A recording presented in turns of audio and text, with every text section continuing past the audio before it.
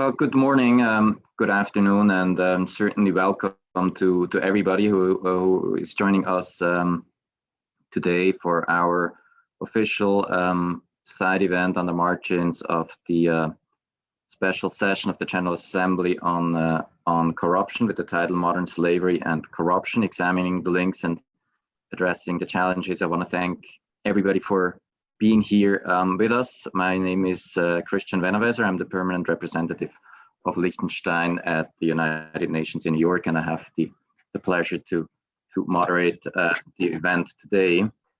A couple of housekeeping issues.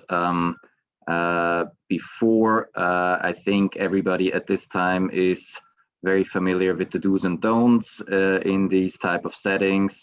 So please mute yourself if you're not speaking. It's a webinar, so that's actually a bit less relevant. We'll have a Q&A at the end. If you have questions, please put them in the chat. If you tweet about the event, we encourage you to use the hashtag Finance Against Slavery. Quickly on the relevance of this topic, there is a considerable body of evidence that shows that corruption and money laundering enable illegal trade, and thus taking an anti-corruption approach to tackling illegal trade is increasingly acknowledged as being meaningful, in addition to the existing tools to fight such crimes. But little attention has so far been paid to exploring the link between corruption and modern slavery. And according to a forthcoming UNDP study, and we're of course very happy to have a strong UNDP presence on the panel today, corruption is a facilitator of exploitation, leading some of the world's most vulnerable populations into various forms of modern slavery. So this event will showcase the links and discuss the challenges associated with addressing this phenomenon. In this context, the event will discuss in particular also the role of the financial sector in addressing modern slavery, with a focus for today's purpose on its link to corruption. Particular attention will be given in this context to FAST, also called the Liechtenstein Initiative, a blueprint for mobilizing finance against slavery and trafficking. An initiative hosted at the United Nations University, and I really want to thank UNU for being our partner in today's event. UN University Center for Policy Research, and an initiative supported by Australia, the Netherlands, as well as the Norwegian Agency for Development Cooperation, NORAD, in addition to our own government, the government of Liechtenstein.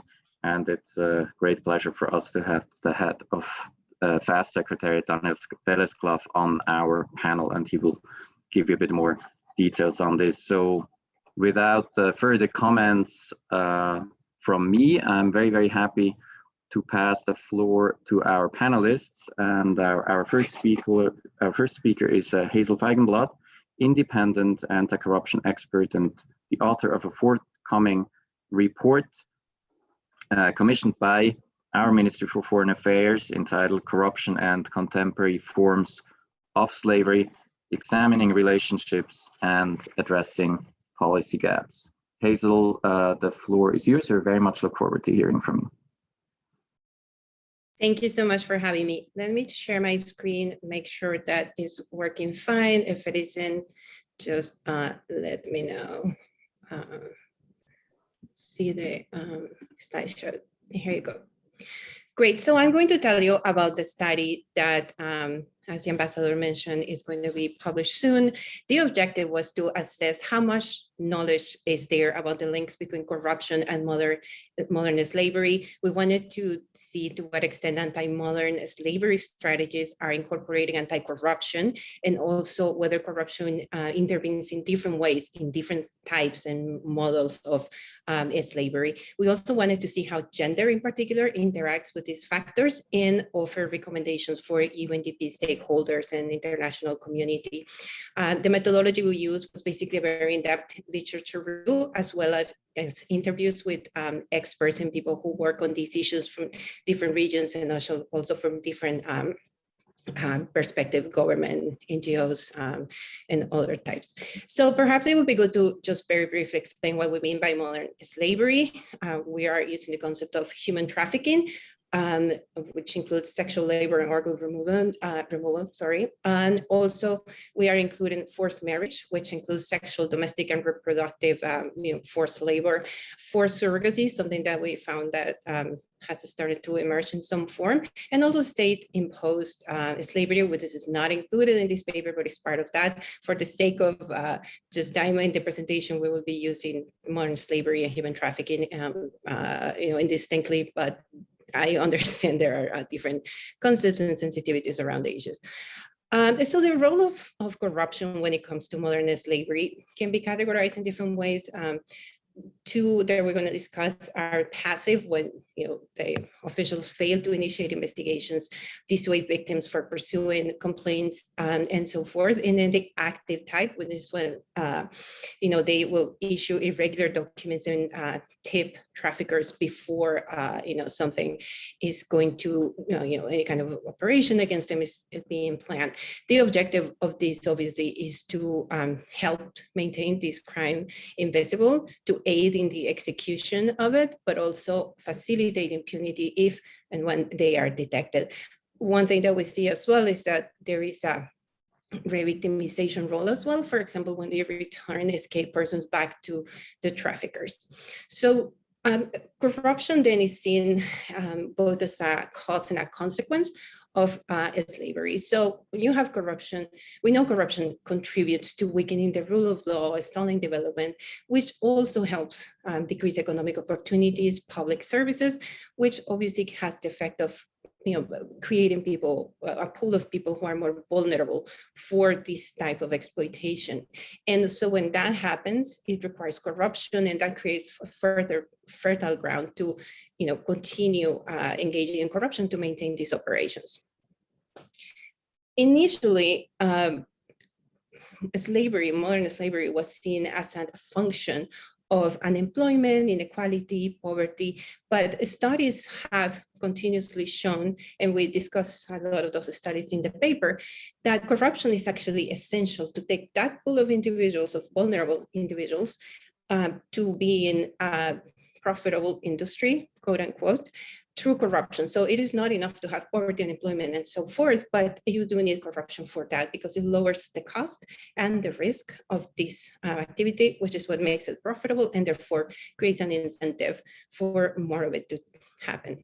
One of the things then that we know is that it is very tightly linked to slavery. However, one of the things that we find is that despite that, there seems to be, in many countries, an important divide between the approaches to modern slavery and the anti-corruption ones. So when one does not consider the other, what happens is that oftentimes corruption will continue to be invisible. So in a way, what we get from the study is that many countries are tackling anti-trafficking to some form or extent, but not necessarily the corruption aspect, which then contributes to making it to impunity, but also to making it more sustainable over time. Something that we found interesting as well is that there is no systematic monitoring mechanism to track investigations, prosecutions, and convictions of trafficking-related corruption. So basically, we don't know how many countries really are dealing with corruption or tackling corruption in trafficking, in human trafficking. One of the few sources that we found that deals with this, or that in some form tries to get information, is the State Department Trafficking in Persons reports. They ask countries every year, did you investigate any corruption? And the information that, just looking carefully through reports, the information we find is not standardized, and so it is what we put together. Only about a quarter of all countries actually investigate, prosecute, or convict corruption on a given year. In other words, the majority of countries are not doing that, even though most are reporting an important number of trafficking cases. The other interesting aspect about this is that even among countries that are reporting some corruption investigations, oftentimes they report the same investigation year after year after year because these cases tend to get stuck in court.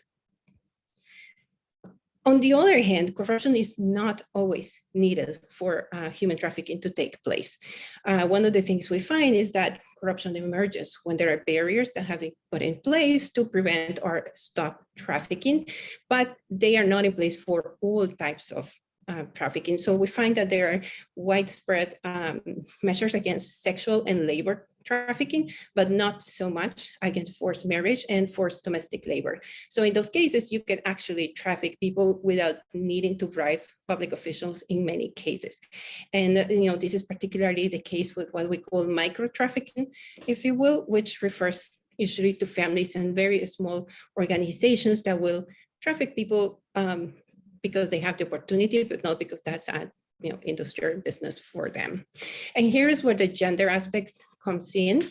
So the presence or absence of these barriers seem to align with traditional notions that see labor and sexual trade as a matter of public interest, therefore worth regulating, while forcing women and girls into marriage and domestic labor continues to be seen as a domestic private issue that then doesn't necessarily deserve that level of regulation.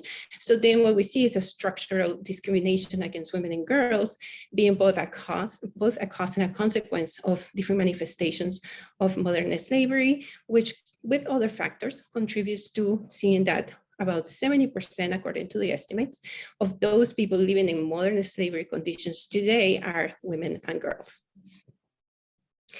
And we find other things. I'm not going to get into too much detail because of time, but we have, what we could call modern slavery washing, where we see benign labels be used to describe slavery schemes, which make them look less urgent, when in fact they affect as many people as the more prominent types of slavery, like sexual and labor. So, for example, you have about 21 million people estimated to be in conditions of labor, sexual slavery, but about 19 million in forced marriages in domestic labor. And in some types of forced marriages, the parallelisms with what the old legal slavery back in time are very striking. There is a price that is negotiated. There is a cash distribution scheme to incentivize enforcement of the deal. There are authorities who will aid the traffickers by jailing the victims, returning them. And in some cases, there's been incidents like lynching and killing of the people trafficked. So a few recommendations for international organizations. We think it is very important to have a multi-stakeholder dialogue to develop a global monitoring system of corruption in modern slavery. That includes statistics about the number of complaints, investigations, prosecutions, and convictions. It is important to call more attention to the disconnect between anti-slavery and anti-trafficking efforts. This is something that has been increasingly emerging as a key issue. Then also, we think it's important to routinely incorporate in periodic reports about modern slavery the role of corrupt officials as key links in the trafficking chain. One of the reasons for this is that many reports speak about the organized criminals, and they speak about the victims who are being rescued, but they do not mention the corrupt officials involved at all. We also think that it's important to support field investigations that focus on that corruption aspect and to document at a more granular level the ways in which corruption intervenes. This is essential if you want to tackle these organizations and the ways that they work. You have to know more about how they work. And finally, we would recommend supporting more research about to understand the gender dynamics. One of the things we found is that a lot of people working on this are not necessarily aware and don't know how to identify them on the ground, and also to tackle the demand for female enslavement. This is a cultural issue as well that needs to be tackled in some form. For governments, we think it's important to centralize and publish information about the work done against corruption in modern slavery to improve coordination between anti-trafficking and anti-corruption. We recommend partnering with international organizations and other actors, for example, financial industry working on data initiatives that could be very helpful for statistics, data mining, and other uses of technology to triangulate some of the activity behind these networks. We also think it's important to assess the gaps in anti-trafficking policies and strategies specific to forced marriage and forced domestic labor, which often fall are out of the radar, and also to design a national strategy specifically targeting the demand of female modern slaves that continue to exist, and obviously is ultimately funding all these trade. And just a couple more. For NGOs, we recommend incorporating the role of corrupt officials in studies about the trafficking chain, not just the traffickers and the trafficked. It is very easy to miss very clear indicators of corruption if you're not looking for them, and that's something that can be very helpful. Some NGOs have done very interesting investigations using follow the money approaches, and we think that's very useful. We think it would be also very useful if the same approach was used with forced marriage and domestic labor, and also forced surrogacy, which is something that seemed to be becoming a problem of increasing importance. And finally, NGOs, we think it's important that those that work with the strategic litigation to advance human rights causes, we think that they could take on some anti-slavery laws that are not being enforced. For example, in the case of forced marriage, in some countries there are laws against them, but they're just not implemented, and this institutional structure is not there, even though it should be. And then this is the last slide, recommendations for business. We think it is important for business to join multi-stakeholder initiatives to help facilitate triangulating data and mapping out with more detail the activities of modern slavery networks in different sectors and also different stages of the trafficking chain. Financial organizations in particular can be in a very strategic position in that sense and can help discourage modern slavery by voluntarily incorporating anti-slavery clauses and conditions in contracts with clients in general, but definitely in high-risk activities. This includes sectors like hospitality, transportation, any banking and financial business as well. And so these can go from training employees to screen for trafficking, creating codes of conduct, protocols, and so on. And finally, we also think it would be important to continue voluntary initiatives against trafficking, which can include training, supply chain compliance, trafficking, free certifications, and others. So I'm going to stop here, but look forward to any reactions and questions. Thank you. Many thanks, Hazel, for giving a concise but complete summary of your upcoming study, in particular with strong focus also on the gender dimension. Very valuable, and I'll go immediately to our next panelist. That's Anga Timilsina, the Global Program Advisor on Anti-Corruption of UNDP. Anga, it's great to see you. Thank you for joining us. Thank you, Your Excellency, distinguished panelists, ladies and gentlemen. On behalf of UNDP, I'm honored to participate in this side event. Thanks to the support of the Principality of Liechtenstein, UNDP has undertaken research in the past year on this topic. The previous speaker, Hazel, who was the commissioned author for our study, has already presented the key findings and recommendations. In my intervention, let me focus on three broader issues: the big picture on corruption and modern slavery, unpacking the knowledge gap between corruption and modern slavery, and finally highlighting the policy and programming gaps in fighting corruption and modern slavery. When we look at the broader context, both modern slavery and corruption are serious development issues. Over 40 million people today are estimated to be trapped in various forms of modern slavery, which also undermines our global efforts to advance gender equality. 1 in 4 victims of contemporary forms of slavery are estimated to be children, and 71% of victims are women and girls. As the UN Special Rapporteur on Contemporary Forms of Slavery warned, millions of people could be pushed into contemporary forms of slavery and other forms of exploitation during this COVID-19 pandemic, which is also likely to disrupt anti-slavery efforts and government responses against slavery.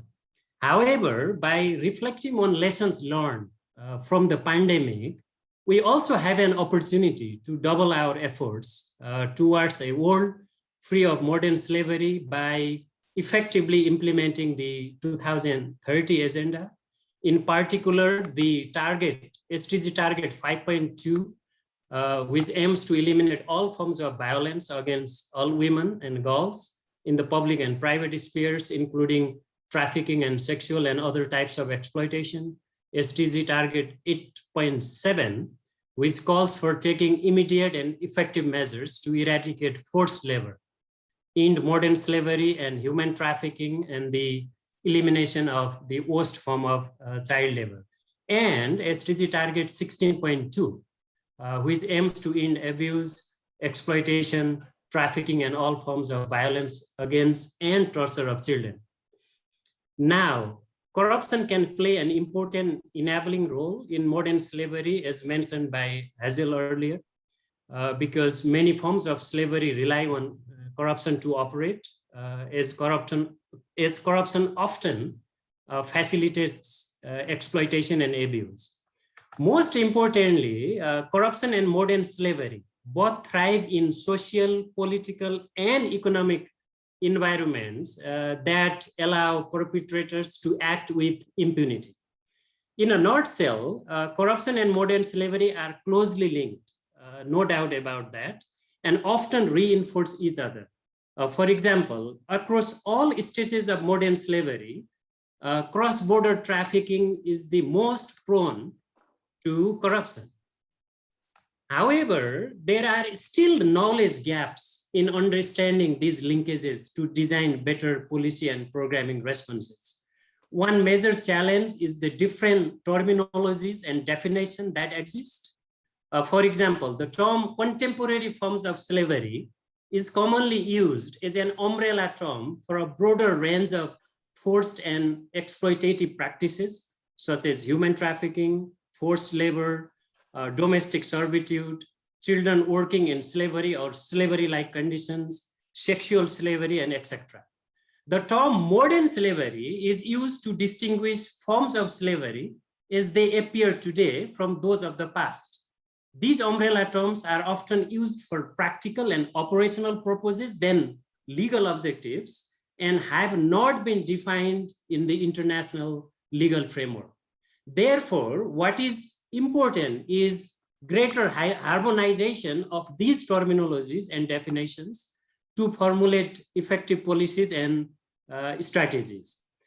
Now, regarding policy and programming gaps and challenges, a comprehensive approach is needed, as mentioned by Hazel earlier as well, to tackle the linkages between corruption and modern slavery, given the multidimensional nature of the problem. For example, if we look at various global mechanisms to address corruption and modern slavery, there are human rights mechanisms led by human rights bodies in Geneva, anti-corruption mechanism led by UNODC in Vienna, and SDG-related mechanism led by ECOSOC and other mechanisms like in gender and so on in New York.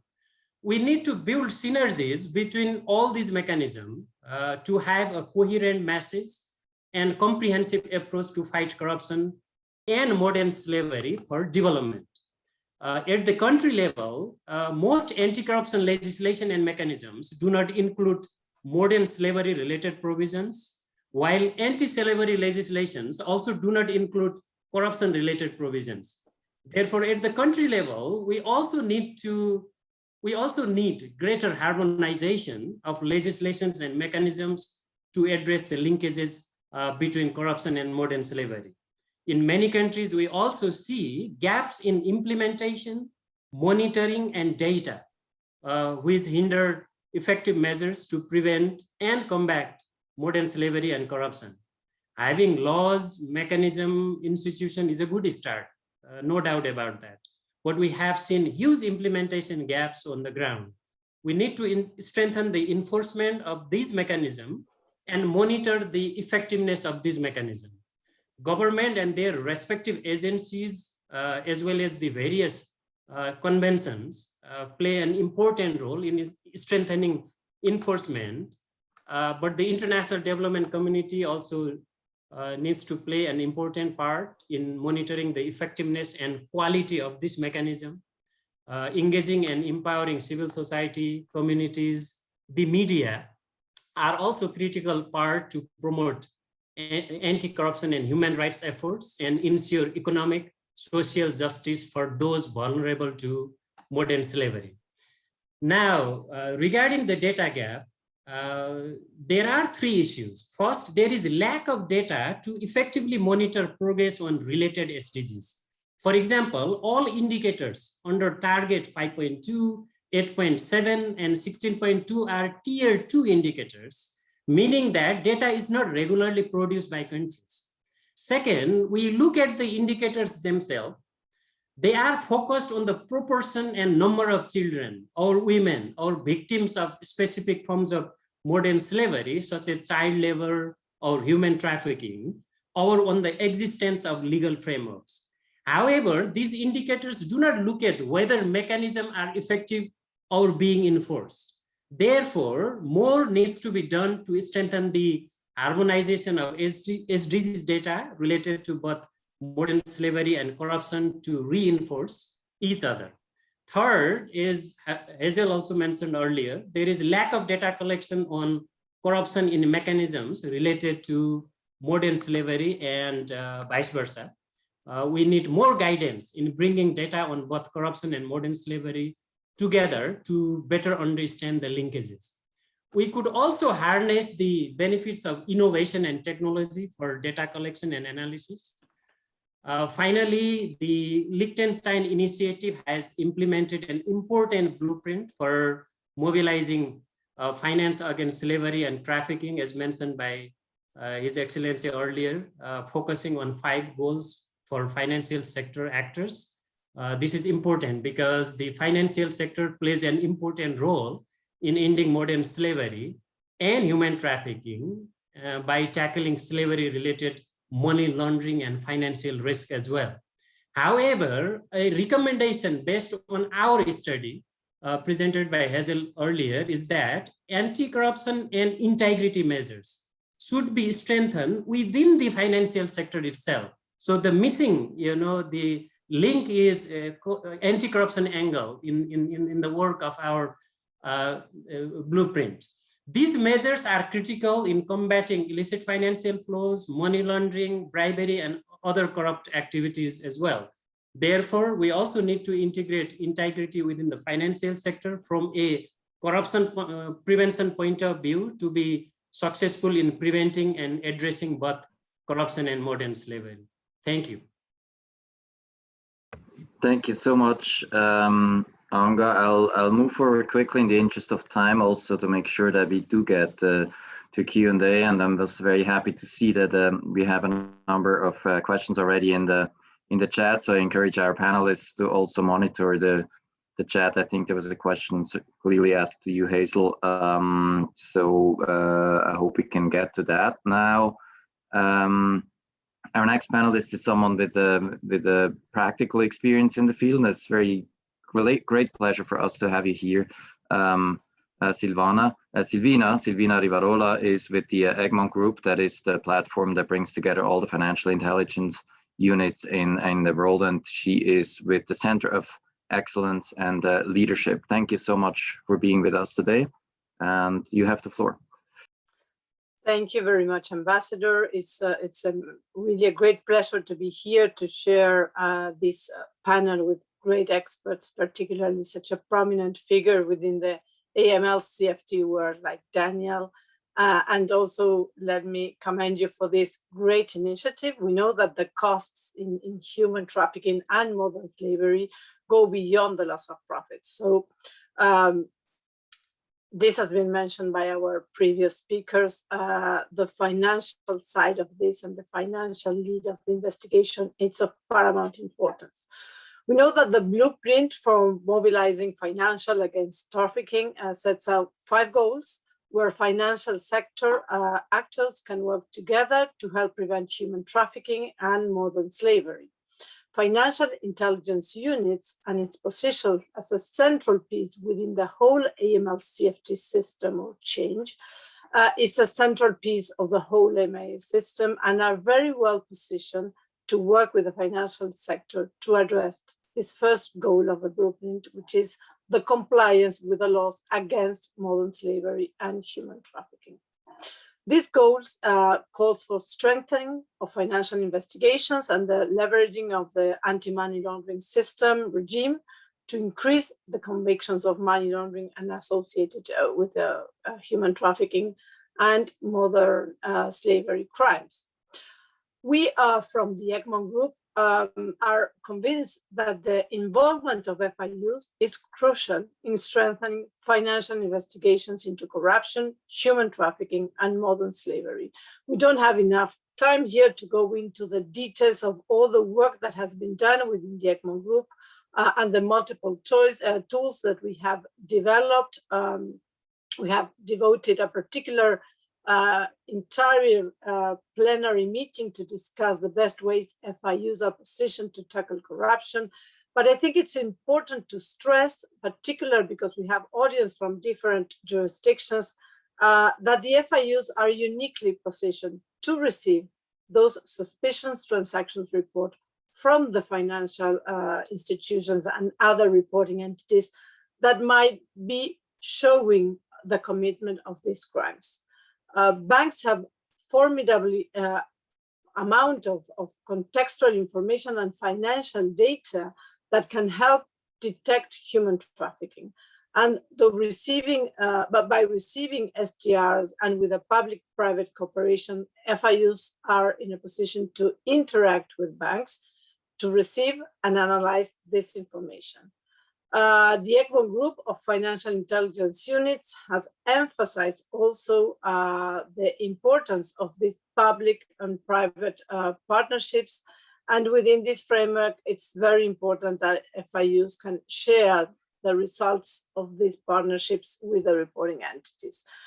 FIUs are positioned to draft typologies. So this partnership between FIUs from the public side to reporting entities on the private side is essential. Fortunately, these private-public partnerships in combating human trafficking are being promoted globally. We have seen through a UNODC program public-private partnerships to counter and prevent trafficking in person. The UNODC events have been supported by several international banks who have seen the need to work with governments and with law enforcement to tackle illicit financial flows linked to the crimes we are talking. Why we find that developing PPPs, public-private partnerships, is so important. Again, it's a huge another topic we don't have time to go into, and the Egmont Group has also discussed in a plenary meeting the importance of this, the different models. But let me tell you that these relationships, the most enriching part is that they can permit a better understanding of the priorities. And so the financial sector knows what the FIUs are looking. If we go then to the risk of the country, and we can all share the same view and know what and where to look. So even more important when there are those types of models of private partnership corporations where they can share operational data, this is even more productive and leads to even more investigations. We have concrete examples on this. I would like to just mention a couple of them. The United Kingdom's public-private partnership, known as GIMLET, has been involved in increasing the profile of financial institutions' role in helping to combat this crime. And many financial institutions within this partnership have been conducting training, working with law enforcement, and building typologies and human trafficking. So indirectly, we tackle some of the challenges and failures that Hazel mentioned in her presentation. FIUs have analytical experience in identifying red flags and typologies in money laundering related to certain crimes, and they can share in their feedback function this with the reporting entities. So this is another way to also alert the whole system of a jurisdiction about this type of crimes. What are some other efforts that have been put in place by financial intelligence units across the world? So we have, for example, FinTrack, which is a Canadian FIU. They issued an operational alert regarding many indicators relating to the types of financial transactions, patterns of transactions and account activity, contextual indicators, and know your customers, which may indicate trafficking. FinCEN, which is the United States FIU, has also released advisory on human trafficking, typologies, red flags, and case studies. So reporting entities in those jurisdictions are aware of what is it that their compliance system has to be aware of. Another important project from FinTrack, again, it's their involvement in the Project Protect, which is a public-private partnership between banks, government agencies, and civil society organizations. So we see the whole change involved within the same fight against these crimes. And this project led to proactive disclosures to law enforcement, revealing potential cases of human trafficking. Back in 2015, the Dutch FIU led a project on migration-related crime to the use of the information, financial information, in combination with external sources to also describe red flags and typologies. There's other ways I would like also, only to mention the fact or the possibility that FIUs include in the form or the template of the STR a specifically slot where they can identify possible operations linked to this type of crime. This checkbox has been also included in other templates that financial institutions and reporting entities have to fill. Of course, not everything is great in this arena. There are also challenges for the FIUs and other financial actors. And this is mainly related to the factor, the difficulty, I would say, to compare and separate money laundering activities from other crimes activities or even from legal use of funds. Not all human trafficking or modern slavery materializes in the same way. And so this brings us to different type of indicators. For sex trafficking, for example, there have been cases where the excessive or a big amount of use of cash transactions might alert about this type of crime. And for forced labor, for example, there are greater financial strain to the purchase of food or construction items. So these new typologies make it sometimes difficult to link them with human trafficking. And this is why I go back again and I claim again to all the jurisdictions, both from the private sector and the private sector, recalling again the importance of cooperation and partnership to share information and provide guidance for the financial sector to be able to detect human trafficking. They are in a position to play an important role, but this is a whole system. It's a change. So we all have to work in a diligent way in order to get good results. A good FIU on their own, it's not enough to have at the end of the day important convictions. We need to have good quality STRs. We need to have strong FIUs that can make good financial intelligence investigations. And we have to provide that information to the law enforcement as well. Other things, but in times and in conscious of time, I think that I will be concluding my remarks also by highlighting the importance to know the risks within your jurisdictions. Risks come from geographical aspects. Risks come also from understanding which are the drivers of human trafficking and modern slavery. Some unfortunate situations, but very common, and even more after the pandemic, like poverty, lack of education, lack of economic opportunities, political stability might trigger an increase in this type of crime. So authorities need to be aware of the situation so that they can look into this. And because of this whole risk, FIUs need to alert the financial sector about this. Finally, I would like to commend everybody, financial intelligence units, law enforcement, and reporting entities to be aware of this, to work with a very concrete approach, specialized knowledge, I would say, and understanding that the access to financial information and the work with financial intelligence information is paramount importance. Money laundering techniques, I would say, become more and more complex in today's work. So again, that's why cooperation is so important. And a very important final remark, I think that FIUs and the financial sector will also have to think about unbanked individuals. This is a huge other topic. We don't have time now, but this points to the need that the entire financial sector also cooperates in increasing financial inclusion, because there is also a direct link between having more people within the formal financial inclusion that will make much more easier to discover this type of crimes. So thank you again, and congratulations for this excellent initiative. Great, thank you so much, Silvina. And last and very much not least, it's my pleasure to give the floor to Daniel Telesclave. His vast experience and his standing as an international expert has been referenced just now by Silvina, of course, and it's a really great pleasure for us that Daniel is now the head of the Secretariat of FAST, and I very much look forward to hearing your comments. Daniel, over to you.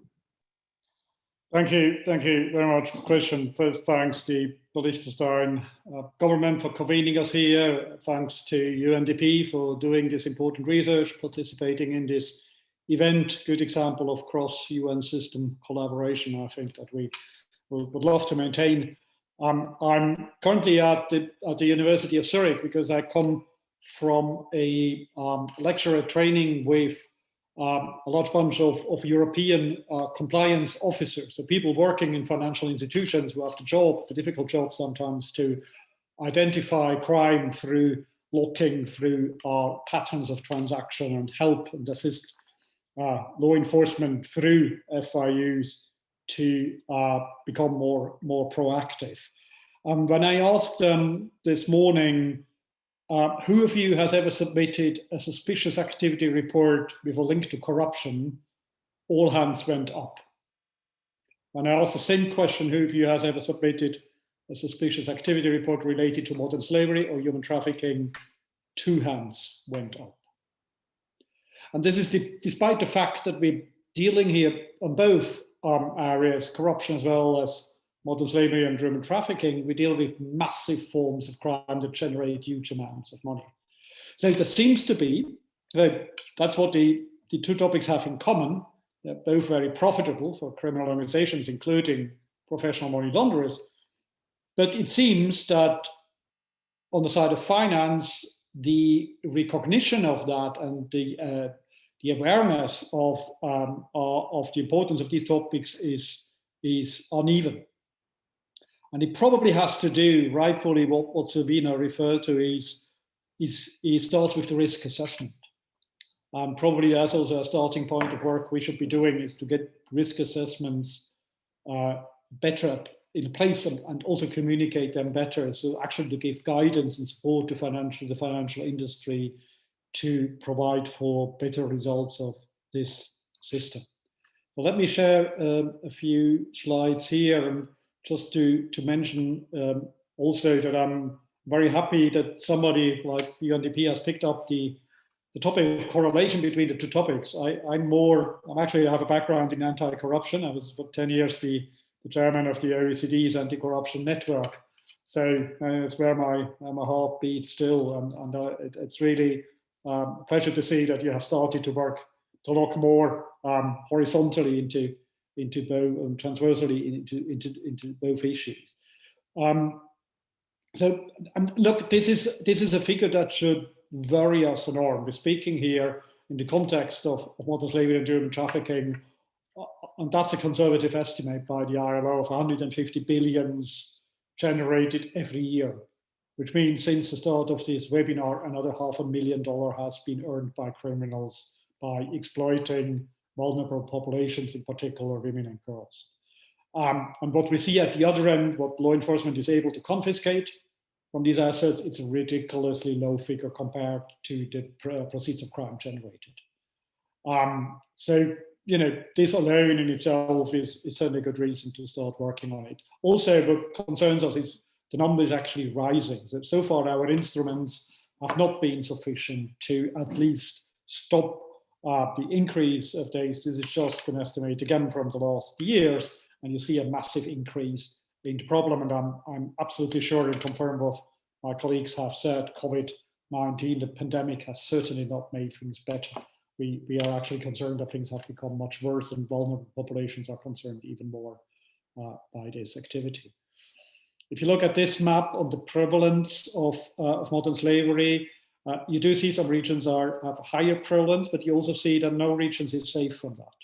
So yes, there may be a bit of correlation, what we see on the corruption side also, but there's a major difference is that actually even countries that believe themselves that they are free of corruption, at least perceived corruption, have significant issues around human trafficking and modern slavery. So this is not, yes, there may be differences regionally, but this is a common global issue that we need to address. Christian, you made already reference to the blueprint that we have generated a few years ago and where we are now about to implement in the context of the FAST initiative. Time is, of course, not allowed to go through the entire report. I can only invite and encourage you to read it.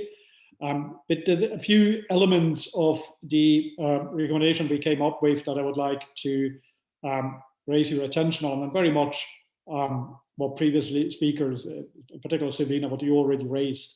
And that is not a surprise because we, in the establishment of the report, we had the pleasure to have Henny Verbeek-Kusters as one of our commissioners, who is the chair of the Egmont Group. So it's not a coincidence that the importance of the role of financial intelligence units was placed very high. So certainly, if I look now at areas of collaboration between corruption and modern slavery, human trafficking, I think that one common theme is strengthening financial investigations. And I'm not saying not running after offenders, but if you run after the money man of the offender, you probably have a higher success rate and actually also generate then financial resources that can be confiscated and returned to victims. This is something we're talking about a lot in corruption, returning asset recovery in the context of asset recovery. I wish we would have a similar discussion also in modern slavery and human trafficking, because this money is not just around, this has been stolen from someone. And the minimum we can do for victims and survivors of human trafficking and modern slavery is to return these assets. But for that, we need financial investigations and confiscations. I don't need to say a lot about strengthening the use of anti-money laundering and sanctions regimes. Silvina has made her point very clearly on that, and totally supportive of that. We also believe that we can work more closely together. Let me say, I wouldn't say two worlds, corruption, modern slavery, but somehow not yet sufficiently linked policy areas by collaborative learning on due diligence, because you will see many similarities of how financial institutions can approach both topics in similar ways. And also we do very much encourage private and public sector to work more closely together. There are some good examples in some countries on public-private collaboration, also in the area of modern slavery and human trafficking. I won't single out one of them, but the examples that Silvina has given in Canada actually show not only that there has been political will There has been, people who were driving the agendas, but it was very much a common policy, a common private and public policy. And what they have seen in Canada is a significant increase of high quality suspicious activity reports coming from the financial sector. And in some cases, it was even that triggered an investigation based on which victims of human trafficking were liberated. So it had very direct impact on the safety and lives of people, and what more can we expect from all the work that we are doing. Good examples, but scarce, and still rather the exception than the rule. So there's a lot we can do, and we are happy to do that in the future. Also, I think an area of potential collaboration, certainly where we probably share very similar views, is the use of innovation for prevention. That would include also access of vulnerable populations to finance. Not necessarily a bank account, that's not necessarily what is available in all parts of the world and what is necessary, but technology now allows us to have access to finance through other means, e-banking, mobile payments. Here we can, through technology, actually provide finance, including microfinance, including microcredit, including microinsurance to larger populations, including vulnerable populations. So with that, I could, as you can see, probably more areas where we can identify common ground, but these were the few that I wanted to point to. Many thanks for the opportunity to speak to you here, and of course we are happy to take any questions now, but also later after this webinar. Thanks a lot. Terrific. Thank you so much, Daniel, and thanks to everybody on the panel. We have something like 10 minutes for our Q&A. There is a material in the chat box that we will be working with. I have referenced one question already for Hazel. Maybe I'll start off with that, and I'll read out the question quickly. Please identify yourself if you do want to participate in this conversation. I think so. I'll start with the question from Alexandra von Wolveravin. Sorry if I butchered your name. So the question is, could I ask you to elaborate on the disconnect between anti-slavery and anti-trafficking efforts, which was indeed one of the points you did make, Hazel, in your intervention, and the other one, could you elaborate a little more on the focus on women and girls, especially given that a lot of data shows that men and boys are often an overlooked category. So very specific questions to you, Hazel. I'm happy to give you that question. Thank you. Happy to address those. So on the first question, one of the things that happens with anti-slavery work is that there are a lot of gray areas. So how do you distinguish in some cases between labor exploitation and human trafficking or slavery? It is not as straightforward. There are different laws and they vary in their interpretations in different countries. And so that requires a certain level of expertise that is hard even for anti-slavery units in countries to really distinguish in the field sometimes. It is even harder for people in other areas, for example, anti-trafficking, to see when we're talking about that. And the same applies to anti-corruption work, identifying corruption, the flags of when corruption can be happening, and more importantly, making the cases and proving them in court is extremely difficult. So you do need anti-corruption experts who can help in slavery cases to do that. So unless you have people who are experts in both sides, which will be ideal, then the next best solution is that you have coordination between those two areas. And ideally, we will be decreasing these gray areas over time. But for now, that is, the one thing we can hope for. And with regards to the second question about the focus on women, so we don't see it as a zero-sum game, right? There are different, as I mentioned, corruption and slavery affect people differently according to the types of slavery that we're talking about. So a lot of the cases in which men are affected, men and boys are affected, are those in the labor market and to some extent even the sexual one. But there is almost an equal in size market, which is the forced marriage and the forced domestic labor that affects mostly women, like 90% plus affect women. And these cases have received less attention. So we're not saying let's drop one so we can start working on the other. It's just we need to step up the work on one, but we also need to start understanding and being more technical about how we approach the second. I hope that answers the questions. Thank you very much, Hazel. The next question is from Shirish Patak, and Daniel has indicated his willingness to take this. Very much thanks to you, Daniel. So the question is, it is very difficult often to convince banks, and Shirish references especially large local banks in Asia to even undertake a modern slavery risk assessment internally. Is there a way to incentivize banks to take this issue seriously enough to identify and file suspicious transaction reports related to corruption and modern slavery? Daniel, I think that's really a very good question for you. Thanks a lot, and thanks, Shirish, for coming up. Shirish Patak is doing great work in Asia on increasing compliance through all his work. So it's great to have you here on the call. So I think, well, I'm an optimist. I wouldn't work for the UN if I wasn't an optimist. But I do strongly believe that the reason for maybe the lack of outcomes from what banks do in that regard is not an indicator of resistance. It's not an indicator of denial. Actually, a high willingness to do more. That's my experience. We have far more, let me say, debate about the usefulness of acting in the area of tax or of other forms of crime. Here we have a very broad commitment from the financial sector across the board.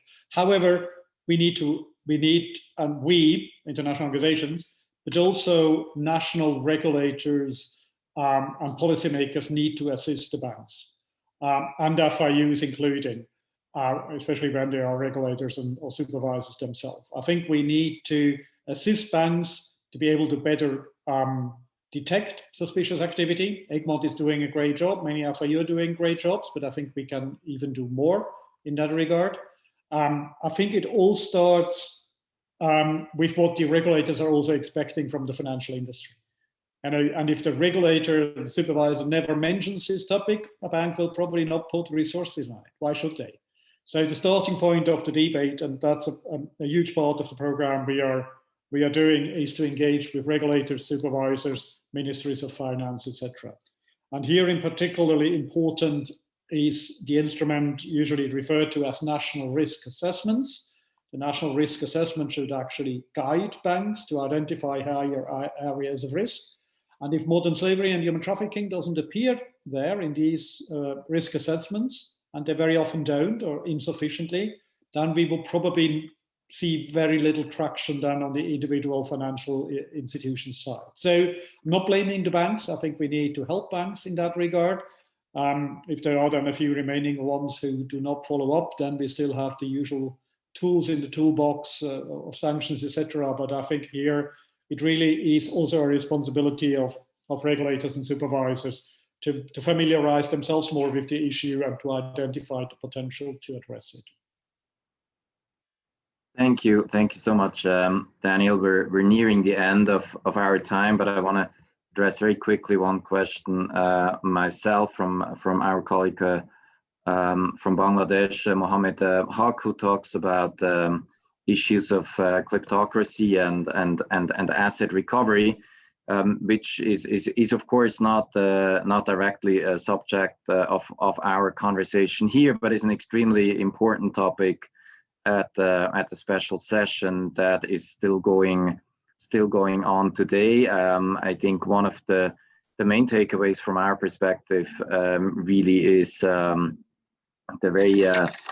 very strong engagement of the US on this, that has also talked about kleptocracy and corruption as questions of national security. So we do expect a very strong political engagement from the US on these issues, and we will be partnering with them certainly nationally as Liechtenstein, and I think many other governments will as well, On the topic of asset recovery, we have nationally a very long-standing engagement and tradition on these processes that can be very complex and time-consuming. But we would be also very happy to follow up bilaterally, as I think other people in the call will be on other questions raised.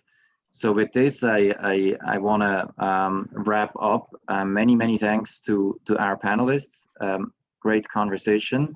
From our perspective, I think we are at the beginning of a very important topic, both for our initiative on FAST and on the issue of corruption. From the Liechtenstein perspective, both issues are foreign policy priorities, so we will certainly continue exploring overlaps and synergies here with our partners, including certainly UNDP, and I really want to thank our two contributors from UNDP.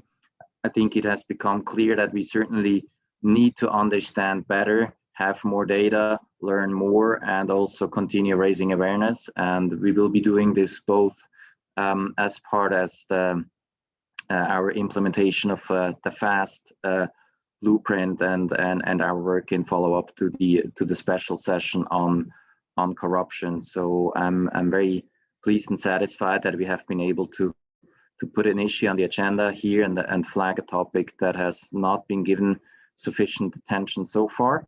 And we very much look forward to continue our work with all of you and other partners. And thanks to everybody for joining us. And I wish you all a very good weekend. All the best. Thank you too, Your Excellency.